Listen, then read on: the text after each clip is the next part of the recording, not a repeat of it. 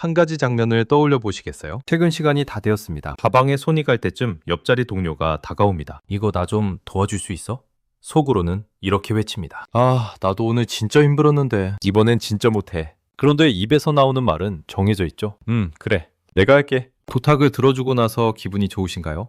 아니요. 가슴 한구석이 돌덩이를 얹은 것처럼 답답하고 집에 오는 길에 자괴감이 밀려옵니다. 나는 왜 이럴까? 왜 호구처럼 또 받아줬을까? 왜 나는 한 번도 싫다고 말을 못할까? 혹시 지금 고개를 끄덕이고 계신가요? 친구가 무리한 부탁을 해도 웃으며 들어줍니다. 가족이 감정을 쏟아내도 묵묵히 받아줍니다. 연인이 일방적으로 약속을 바꿔도 괜찮아 라고 말합니다. 그러다 어느 날 문득 깨닫게 되죠. 나를 위해 괜찮아 라고 말해주는 사람은 아무도 없다는 것을. 그래서 자책합니다. 내가 너무 나약한 걸까? 의지가 부족한 걸까? 오늘 저는 여러분께 아주 잔인하고도 중요한 진실 하나를 말씀드리려 합니다. 단순히 성격이 좋아서 거절을 못하는 게 아닙니다. 당신의 뇌는 지금 타인의 노예가 되도록 설계된 심각한 오류 상태에 빠져 있습니다. 심리학에서는 이를 착한 아이 증후군이라 부르지만 뇌과학적으로 보면 이건 생존을 위한 뇌의 구걸에 가깝습니다. 오늘 이 영상을 끝까지 보시면 왜 당신의 뇌가 거절이라는 단어 앞에서 공포를 느끼는지 그 정체를 정확히 알게 되실 겁니다. 그리고 내일부터 아니라고 말할 수 있는 아주 구체적인 3가지 도구를 가져가시게 될 것입니다. 자, 그럼 먼저 하나의 질문에서 시작해 보겠습니다. 왜 우리는 거절이라는 짧은 2글자가 그토록 어려울까요? 거절을 하려는 순간 우리 몸에서는 대체 무슨 일이 벌어지는 걸까요? 2011년 미시간 대학교의 신경과학자 에단 크로스 박사 연구팀은 아주 흥미로운 실험 하나를 진행합니다. 참가자들에게 사회적 거부, 그러니까 누군가에게 거절당하거나 무리해서 배제되는 상황을 경험하게 했습니다. 그리고 fMRI, 즉 기능적 자기공명 영상으로 그들의 뇌를 촬영했죠. 결과는 놀라웠습니다. 우리가 타인에게 거절당하거나 소외될 때 느끼는 사회적 통증이 신체적 통증을 느낄 때 반응하는 뇌의 영역과 거의 동일했습니다. 쉽게 말해서 누군가에게 싫어라는 말을 듣는 것은 뇌의 입장에서 팔이 부러지는 것과 비슷한 수준의 고통이라는 겁니다. 여기서 핵심은 거절을 당하는 것만 고통스러운 게 아니라는 점입니다. 거절을 하는 순간에도 우리 뇌는 비슷한 경보를 울립니다. 왜냐하면 뇌는 이렇게 예측하기 때문이죠. 내가 거절하면 저 사람이 나를 싫어하게 될 거야. 나를 떠나게 될 거야. 이것이 바로 우리 뇌 깊숙한 곳에 자리 잡은 편도체의 작동 방식입니다. 편도체는 뇌의 비상벨이라고 생각하시면 됩니다. 위험을 감지하면 즉각적으로 경보를 울리는 장치예요. 그런데 이 비상벨은 아주 오래전에 설치된 것입니다. 수만 년 전 우리 조상들이 초원에서 무리지어 살던 시절로 돌아가 볼까요? 그 시대에 부족에서 쫓겨난다는 것은 곧 죽음을 의미했습니다. 혼자서는 맹수를 피할 수 없었고 먹을 것을 구할 수 없었으니까요. 그래서 우리 조상들에게 타인의 눈치를 살피고 비위를 맞추는 것은 가장 확실한 생존 전략이었죠. 쉽게 비유하자면 우리 뇌에는 사회적 안전장치라는 엑셀과 자기보호라는 브레이크가 있습니다. 착한 아이 증후군을 앓는 분들은 타인의 시선이라는 엑셀은 풀로 밟혀있는 반면 자신을 지키는 전전두엽의 브레이크는 완전히 마모되어 제 기능을 못하는 상태입니다. 거절이란 그 관계를 위협하는 행위입니다. 그래서 편도체는 당신이 아니오라고 말하려는 순간 마치 사자가 눈앞에 나타난 것처럼 비상벨을 울려대는 겁니다. 심장이 빨리 뛰고 목이 막히고 얼굴이 달아오르는 그 느낌. 그것은 당신이 나약해서가 아닙니다. 수만 년간 당신의 생존을 책임져온 뇌의 경보 시스템이 정상 작동하고 있다는 신호입니다. 이것이 바로 당신이 착한 사람이 아니라 고통을 피하려는 생존자인 이유입니다. 그런데 문제는 여기서 끝나지 않습니다. 거절을 못하는 사람의 뇌에는 하나의 회로가 더 강력하게 작동하고 있습니다. 바로 보상중추인 측자액입니다. 측자액은 우리가 쾌감을 느낄 때 활성화되는 부위입니다. 맛있는 것을 먹을 때, 좋아하는 음악을 들을 때, 그리고 한 가지가 더 있습니다. 바로 누군가에게 인정받을 때입니다. 2008년 하버드 대학의 제이슨 미첼 교수팀은 사람들이 타인으로부터 긍정적인 반응을 받을 때 측자액에서 도파민이 분비된다는 사실을 확인했습니다. 쉽게 말하면 이렇습니다. 누군가가 당신에게 고마워, 네가 최고야 라고 말하는 순간 당신의 뇌는 초콜릿을 먹었을 때와 같은 쾌감을 느끼는 것이죠. 이제 퍼즐이 맞춰지기 시작합니다. 거절을 하면 편도체가 위험해 라고 외칩니다. 반대로 부탁을 들어주면 측자액이 기분 좋아 라고 속삭입니다. 당신의 뇌는 매 순간 이 2가지 사이에서 가장 합리적인 선택을 하고 있는 겁니다. 거절의 고통을 피하고 수락의 쾌감을 얻는 것. 뇌의 입장에서는 완벽한 전략이죠. 하지만 이 완벽한 전략에는 치명적인 부작용이 있습니다. 거절을 반복적으로 회피하면 뇌는 하나의 공식을 학습합니다. 나의 가치, 타인의 평가 라는 공식입니다. 심리학에서는 이것을 외적 자존감, 의존이라고 부릅니다. 자존감의 원천이 자기 내부가 아니라 타인의 반응에 있는 상태죠. 스탠포드 대학의 캐롤 드웩 교수는 이 상태를 이렇게 설명합니다. 외적 인정에 의존하는 사람은 끊임없이 자신을 증명해야 한다는 압박 속에 살게 된다. 마치 스마트폰 배터리가 자체 충전은 안 되고 오직 남이 충전기를 꽂아줘야만 켜지는 것과 같습니다. 타인이 칭찬하면 100%, 무시하면 0%. 내 기분의 리모컨을 남이 쥐고 있는 겁니다. 그리고 이 상태가 고착되면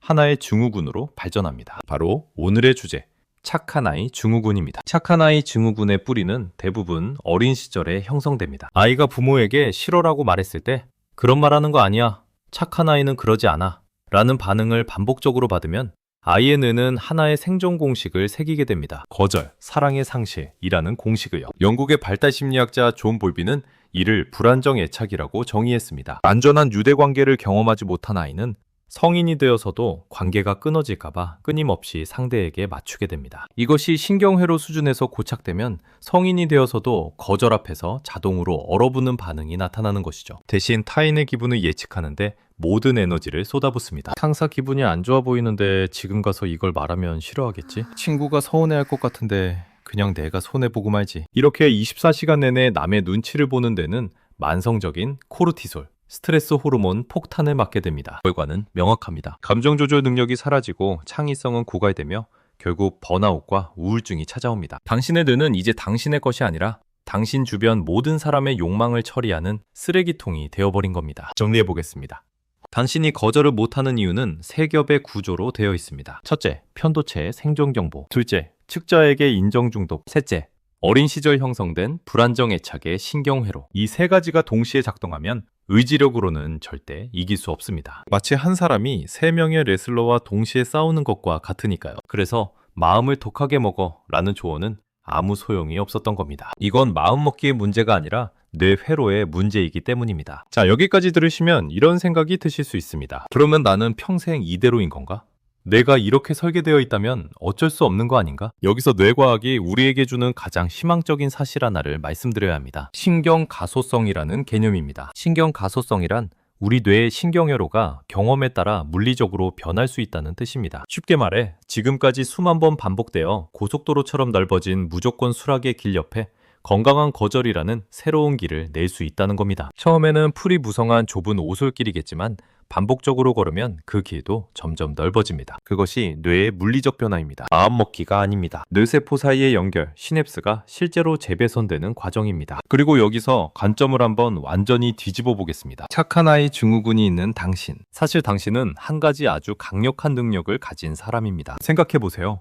거절을 못한다는 것은 뒤집어 말하면 상대방의 감정을 아주 민감하게 감지한다는 뜻입니다. 상대가 실망할까봐, 상처받을까봐 미리 걱정하는 거잖아요. 이것은 뇌의 거울 뉴런이 매우 활발하게 작동하고 있다는 증거입니다. 거울 뉴런은 타인의 감정을 마치 거울처럼 그대로 느끼게 해주는 뇌세포입니다. 당신은 공감 능력이 비정상적으로 뛰어난 사람이에요. 문제는 공감 능력 자체가 아닙니다. 문제는 그 능력의 방향이 오직 바깥으로만 향해 있다는 것입니다. 타인의 감정에는 즉각 반응하면서 정작 자신의 감정에는 귀를 막고 있는 상태. 이것이 진짜 비극입니다. 그래서 우리가 해야 할 일은 공감 능력을 없애는 것이 아닙니다. 그 레이더의 방향을 안쪽으로도 돌리는 것입니다. 타인의 마음을 읽는 그 섬세한 안테나를 내 마음을 읽는 데에도 사용하는 것. 이것이 착한 아이 증후군의 진짜 해법입니다. 그리고 한 가지 더. 우리 사회는 착하다라는 말을 칭찬처럼 사용합니다. 하지만 냉정하게 들여다보면 많은 경우에 착하다는 말의 실체는 이것입니다. 이용하기 편하다.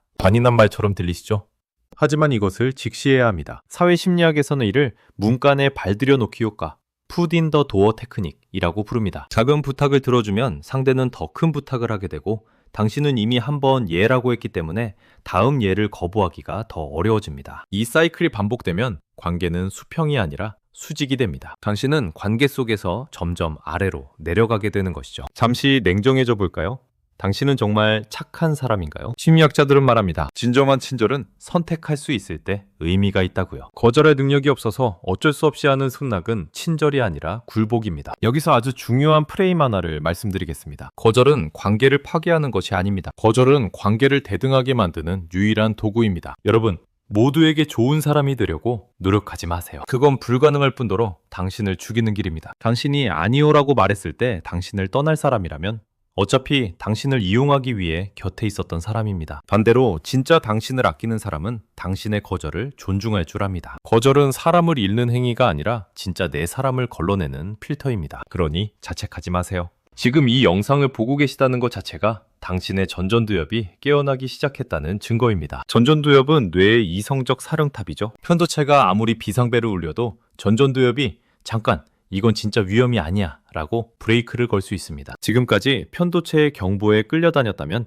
이제부터는 전전두엽에 브레이크를 밟을 차례입니다. 그리고 다행히도 이 브레이크는 쓰면 쓸수록 강해지는 근육과 같습니다. 오늘의 이야기를 정리해 보겠습니다. 당신이 거절을 못하는 것은 나약함이 아니라 편도체의 생존 경보와 측자액의 인정 중독, 그리고 어린 시절 형성된 신경회로가 만들어낸 자동 반응이었습니다. 하지만 뇌는 변합니다. 신경 가소성은 과학적 사실입니다. 지금부터 알려드리는 3가지 방법을 실천하시면 당신의 뇌는 반드시 새로운 회로를 만들기 시작합니다. 돈도 특별한 시간도 필요 없습니다. 일상 속에서 바로 시작할 수 있습니다. 딱 3가지만 기억하세요. 첫 번째, 7초 정지 법칙. 누군가 부탁을 했을 때 바로 대답하지 마세요. 7초만 멈추세요. 잠깐 생각 좀 해볼게 라는 한마디를 말하는 겁니다. 왜 7초일까요?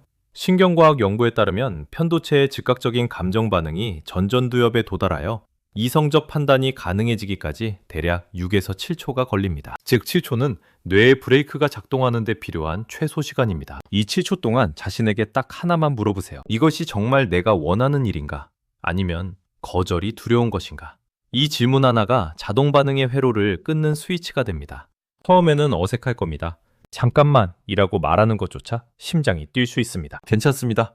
편도체가 마지막 저항을 하는 것일 뿐입니다. 그때마다 이것을 기억하세요. 이 어색함은 뇌가 새로운 길을 내고 있다는 증거입니다. 두 번째, 나도 문장 대화법. 거절이 어려운 사람들에게는 하나의 공통된 언어 습관이 있습니다. 대화 속에서 나가 사라진다는 것입니다. 네가 원하면, 다들 그렇다고 하니까 네 말이 맞겠지. 주어가 항상 상대방이에요. 오늘부터 대화 속에 나도라는 2글자를 의식적으로 넣어보세요. 네 상황은 이해해. 나도 오늘 좀 피곤해서 이번엔 어려울 것 같아. 그 마음은 알겠어. 그런데 나도 이번 주에 해야 할 게 있어서 다음에 도와줄게. 핵심은 상대를 공격하는 것이 아닙니다. 상대의 상황을 인정하되 내 상황도 동등하게 올려놓는 것입니다. 나도라는 단어는 관계의 균형추를 맞추는 가장 부드러운 도구입니다. 임상심리학은 이것을 자기주장 훈련이라고 부릅니다. 공격도 아니고 복종도 아닌 대든한 자기 표현. 이 훈련을 반복하면 뇌의 전전두엽 영역이 실제로 두꺼워진다는 연구 결과도 있습니다. 거절의 근육은 진짜 근육처럼 쓸수록 단단해집니다. 세 번째, 경계선 일기. 하루를 마무리하면서 오늘 하루 중 내가 진심으로 예 라고 말한 것과 사실은 아니요 라고 말하고 싶었던 것을 각각 한 줄씩만 적어보세요. 이것을 저는 경계선 일기라고 부르겠습니다. 형식은 아주 간단합니다. 오늘의 진짜에 친구의 저녁 초대에 기꺼이 응했다. 오늘의 숨은 아니요. 야근 부탁을 받았을 때 사실 거절하고 싶었다. 이것을 적는데 1분이면 됩니다. 하지만 이 1분이 만드는 변화는 거대합니다. 왜냐하면 적는 행위 자체가 자기 감정을 인식하는 훈련이기 때문입니다. UCLA의 매튜 리버만 교수의 연구에 따르면 자신의 감정을 글로 표현하는 것만으로도 편도체의 활성화가 유의미하게 감소합니다. 이것을 감정 명명화 효과, Affect Labeling라고 합니다. 감정에 이름을 붙이는 순간 그 감정이 주인 자리에서 내려오고 내가 주인 자리에 올라가는 겁니다. 일주일만 적어보세요. 당신은 놀라운 패턴을 발견하게 될 겁니다. 어떤 상황에서, 어떤 사람 앞에서 내가 유독 아니요를 삼키는지 그 패턴이 보이는 순간 당신은 더 이상 자동 반응에 끌려다니는 사람이 아닙니다. 자기 삶의 설계자가 되는 것입니다. 오늘 말씀드린 3가지 7초 정지 법칙, 나도 문장 대화법, 경계선 일기. 내일부터 이 중 딱 하나만 시작해보세요. 3개 다 하실 필요 없습니다. 하나면 충분합니다. 우리 뇌는 72시간, 딱 3일만 새로운 행동을 반복해도 이게 위험한 게 아니네? 라고 학습하기 시작합니다. 3일입니다. 그 3일을 넘기면 두 번째 거절은 첫 번째보다 조금 덜 떨립니다. 그리고 세 번째는 또 조금 더 자연스러워집니다. 그것이 신경 가소성의 힘입니다. 오늘부터 거절은 나를 향한 첫 번째 예의입니다. 당신은 남의 기분을 맞춰주기 위해 태어난 존재가 아닙니다. 당신의 뇌가 이제 타인의 눈치가 아닌 당신의 꿈과 행복을 위해 일하게 해주세요. 지금까지 이 영상을 보고 계신 당신은 이미 노예의 사슬을 끊어내 용기를 내신 겁니다. 착한 것은 당신의 아름다운 본성입니다. 하지만 착함이 자기 파괴가 되어서는 안 됩니다. 이제 그 따뜻한 마음의 방향을 조금만 안쪽으로도 돌려주세요. 당신의 아니오는 누군가를 밀어내는 말이 아닙니다. 나를 지키겠다는 가장 용기 있는 선언입니다. 당신은 누군가에게 예라고 말해야만 사랑받을 수 있는 사람이 아닙니다. 당신은 이미 존재 그 자체로 충분한 사람입니다. 오늘도 평안한 하루 보내시길 바랍니다. 이 이야기가 마음에 닿으셨다면 주변의 착한 사람에게 이 영상을 나눠주세요. 그 한 번의 공유가 누군가의 삶에 작은 전환점이 될 수 있습니다.